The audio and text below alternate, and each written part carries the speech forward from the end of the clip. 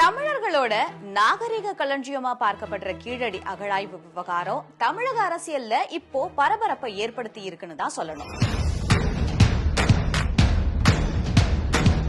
தமிழோட தொன்மை, தமிழர்களுடைய பண்டைய அறிவாற்றல், நகர நாகரீகம் அப்படின்னு பல்லாயிரக்கணக்கான ஆண்டுகளுக்கு முன்னாடி தமிழ் மக்கள் வாழ்ந்த அடையாளம் அப்படின்னு தமிழர்களுக்கு சிறப்புகளை அள்ளி கொடுத்தது கீழடி.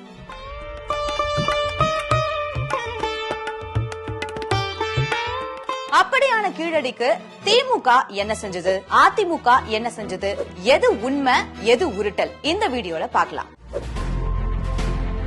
முதல்ல கீழடி ஏன் முக்கியம்? ஆதிச்சநல்லூர், கொடுமணல், அழகன்குளம் இந்த மாதிரி தமிழகத்தோட பல இடங்கள்ல அகழ்வாராய்ச்சி நடத்தப்பட்டிருக்கு. ஆனா அதையெல்லாம் விட கீழடி ஏன் முக்கியம்? மேல சொன்ன இந்த இடங்கள்ல எல்லாம் முதுமக்கள் தாழி உள்ளிட்ட மக்கள் புதைக்கப்பட்டது தொடர்பான பொருட்கள் தான் அதிகமா கிடைச்சது. ஆனா கீழடியில மட்டும்தான் தமிழ் மக்கள் எந்த அளவுக்கு நகர நாகரிகத்தோட வாழ்ந்தாங்க, 2500 வருடங்களுக்கு முன்னாடி எப்படி எழுத்தறிவு, உலகளாவிய வணிக தொடர்பு கொண்டவங்களா இருந்தாங்கன்னு தமிழ் மக்களோட மரபை இந்த உலகத்துக்கு பறைசாற்றுச்சு. தமிழில் எழுத்துக்கள் பொறிக்கப்பட்ட பானைகள், சுடர்வட்ட கல்லறைகள், கழிவுநீர் குழாய்கள், தங்க நாணயங்கள், இரும்பு கருவிகள்னு எல்லாத்தையும் கீழடி தனக்கு கீழே ஒளிச்சு வச்சிருந்துச்சு. அத 2015ஆம் ஆண்டு முதல்ல இந்திய தொல்லியல் துறை கண்டுபிடிச்சாங்க.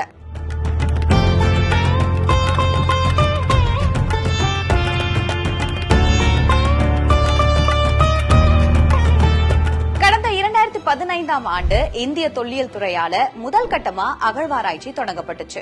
2வது கட்டமா வடிகால் அமைப்புகள், உரைக்கிணறு, வீட்டு தடம் மாதிரியான விஷயங்கள் வெளியில வந்துச்சு. 3வது கட்டமா இங்க கிடைச்ச பொருட்களை எல்லாத்தையும் தேசிய மற்றும் சர்வதேச ஆய்வகங்களுக்கு அனுப்பி வச்சாங்க.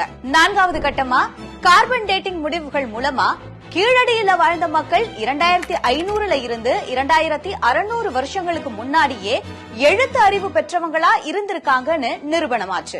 அடுத்ததா கீழடியில அதிமுகவோட பங்கு என்ன அப்படின்னு பார்க்கலாம். ஆரம்ப கட்டத்துல கீழடி அகழ்வாராய்ச்சிக்கு மத்திய அரசு ஆதரவு கொடுத்திருந்தாலோ ஒரு கட்டத்துல நிதியை நிறுத்திட்டாங்க. அதுக்கு பின்னாடி எடப்பாடி பழனிசாமி அவர்கள் அதிமுகவோட சொந்த நிதியில கீழடி அகழ்வாராய்ச்சியை தொடர்ந்து நடத்தினாரு. அந்த நிதி மூலமா அருங்காட்சியகம் மற்றும் விழிப்புணர்வு திட்டங்களை முன்னெடுத்தாங்க. 2017ல இருந்து 18 வரைக்கும் 55 லட்சம் ரூபாய் நிதி, 2018ல இருந்து 19 வரைக்கும் 1 கோடி ரூபாய் நிதி, அதுக்கப்புறமா 2019ல இருந்து 20 வரைக்கும் 1.5 கோடி ரூபாய் நிதி ஒதுக்கீடு செய்யப்பட்டு இந்த அகழ்வாராய்ச்சி பணிகளை எடப்பாடி பழனிசாமி நடத்தினாரு. இதுல முக்கியமான விஷயம் என்னன்னு பாத்தீங்கன்னா, இந்தியாவிலேயே முதல் அகழாய்வு அருங்காட்சியகம் அமைக்கிற திட்டத்தை கொண்டு வந்தது எடப்பாடி பழனிசாமி அவர்கள் தான். கிட்டத்தட்ட 12 கோடியே 50 லட்சம் ரூபாய் செலவுல இந்த அகழ்வாய்வு அருங்காட்சியகத்தை அமைக்கிறதுக்கு நிதி ஒதுக்கீடு செஞ்சாரு. 2017-18ஆம் ஆண்டு நடந்த அகழாய்வு ஆராய்ச்சியில 34 அகழாய்வு குழிகள் தோண்டப்பட்டுச்சு. அதுல